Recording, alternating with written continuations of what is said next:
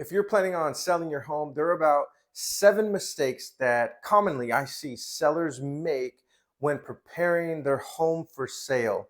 So, we're going to continue here and discuss some of these mistakes. And today we're talking about the advertising price.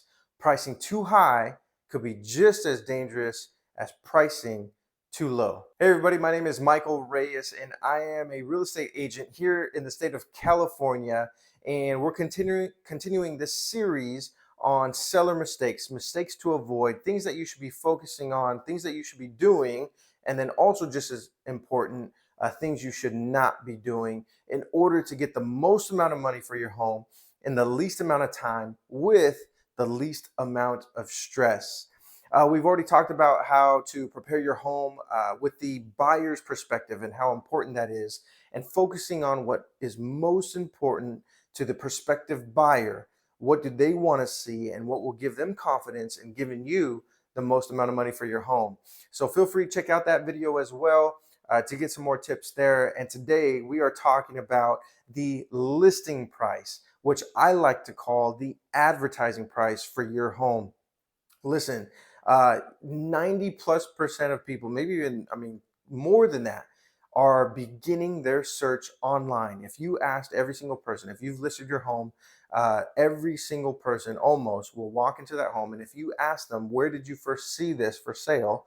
They're going to tell you one of the big online sites where they are searching for homes. And what sellers have got to come to terms with is when a buyer is looking for homes online, they are able to filter the home based on their criteria. The number one criteria before the amount of bedrooms, before the square footage, before the location, the number one criteria is the price. It's the price. And here's the other thing that people, especially sellers, need to focus on. The buyer's ideal price in their mind, what they want to pay for a home, does not mean that's all that they can afford. Most of the time, obviously, put yourself in a buyer's shoes. Buyers want to pay less than what they have been approved for. That's always the goal, right? And I'm a champion of that, to be as frugal as possible. However, if there's a home that you want, the market will determine that price, and you need to decide if you're going to pay for that or not. So either way, the point is buyers are starting their search online, and they're filtering based on the price, and not just any price, but a price most likely less than what they can actually afford. And so, would you want that buyer to come and see your home? Yes. Now, here's the thing. There are this advertising of your home at whatever price. It is an art. It is something that you can go too low and you can go too high. It is strictly contextualized upon your neighborhood. I'm telling you, you have to be in tune with what is happening in your neighborhood and understanding the psychology of the buyers in your neighborhood. Because if you are not, if you are trying to zig when everybody else is zagging, you may not have success, or the success that you are hoping for. And so, listen, I'm here in California, and we're dealing with crazy high interest rates. We're dealing with crazy high home prices for the amount of square feet. I'm in the Silicon Valley specifically, and so my examples may not be applicable, to your neighborhood, because these neighborhoods are different. But I'm telling you, that is the ingredient: understanding your neighborhood and the psychology of the buyer. And so I have a few examples from right here in the Bay Area, and I'm talking within the last like 3 weeks of my team and I listing homes. And so there is one property, actually this home that I'm standing in right now. The owner of this home is a licensed real estate agent. Yes, they are a licensed real estate agent. And this homeowner gave us a call and asked my team and I to sell this property. Why? Because they are seeing that we are having success with our systems that we have put in place. One of the main things is the advertising price.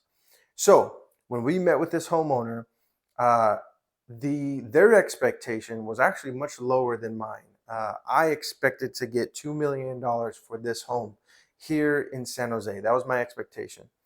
But I told the homeowner, and they were happy with that. They thought, wow, that's great. They were expecting, maybe 1.9 at best. But no, I firmly believed in $2 million, and I wasn't over promising. I knew I could get it if we could advertise this home at the right price.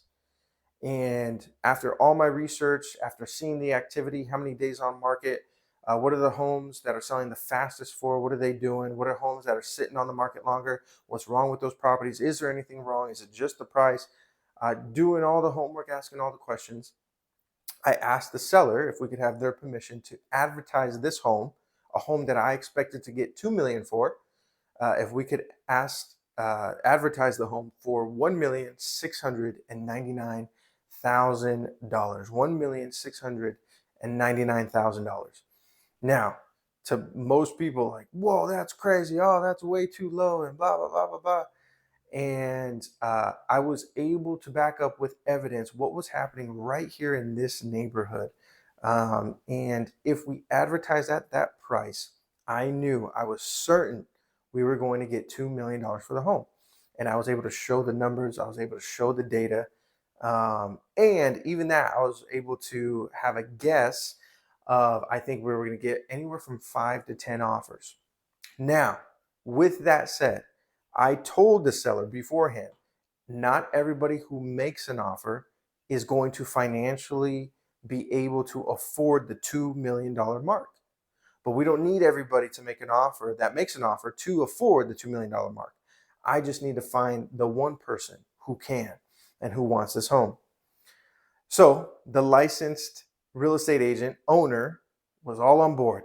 Saw the success of the team, had seen some recent stuff that we have done in the neighborhood, and so all on board. Got their permission. We advertised the home for $1,699,000. In 11 days, we produced 8 offers for this property that I'm standing in right now. 4 of them, half of them, were not financially able to go up to $2 million. Couldn't do it. But the other 4 could. And they didn't give us that price, but the other 4 could. And so, perfect. The offer date comes. They all submit at the same time. And we're meeting with the seller. And right there with the seller, I said, listen, let me call these top 4, and I need to tell them they're all too close. They were all too close in price. The terms were all, similar, closing time, and we couldn't differentiate between them. And so I said, listen, I called them. I said, you guys need to resubmit, the page 1 of your offer, and give us your best price, because there's 8 offers, 4 of you are the best, and I can't pick between the 4. The seller can't pick. So resubmit, give us your best price. Literally 3 hours later, they all resubmit. Some would go up 25 grand, some will go up 50 grand. We end up 3 hours later with the highest offer, $2.1 million. $2.1 million. 100,000 over my expectation for the home. The seller's elated, and now we're joking about the amount of taxes that this seller is going to have to pay, and how it's a good problem. But $2.1 million. And so, like I said, we listed at 1,699. My expectation was 2 million. We pushed it to 2.1 with interest rates. Listen, there's people who came in here, made offers with 7% plus interest rates. $2.1 million, $2 million home, 7% interest rates. So doom and gloom, the news is talking, oh no, interest rates are high, and blah, blah, blah, blah, blah. Listen, in this neighborhood, we did our research. We knew what would work, and we knew what would help us really push the highest threshold of the neighborhood. Now, again, I didn't expect to hit 2.1. I expected 2. But I knew this strategy was going to help us push the highest price possible. Seller trusted us. We got it. Great example there. And again, that is contextualized to this neighborhood.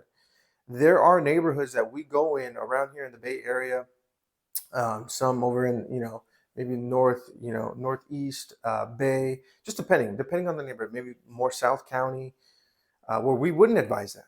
Where we wouldn't advise that. Maybe that neighborhood is listing at fair market value, and in 10 days, they're getting fair market value.